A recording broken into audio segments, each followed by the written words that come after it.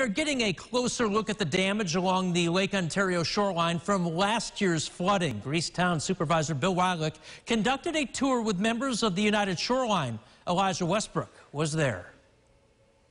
Well, on a warm, beautiful day like today, it's hard to believe that many of these homes behind me were devastated by that flooding that took place due to the rising water levels. As you can see behind me, many of these homes are getting back to normal, but there are some that still have sandbags surrounding it as a precaution. Now, earlier, we had the chance to take a tour with Greecetown Supervisor Bill Weilich and members of the United Shoreline organization. They spoke with neighbors about their experiences with flooding in recent years. The town says they're taking measures to ensure that homeowners won't have to go through what they did in recent years.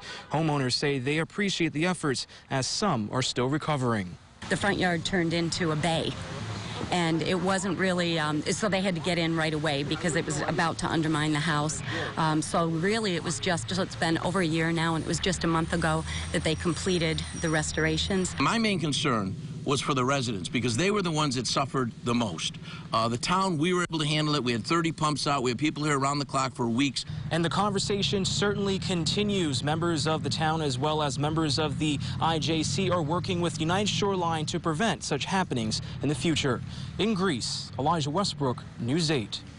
Thank you, Elijah. And speaking of flooding, the deadline to apply for flood-related disaster loans is approaching. They're being offered by the U.S. Small Business Association. The deadline is August 14th.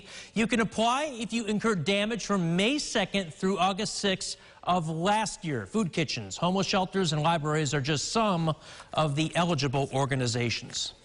A serious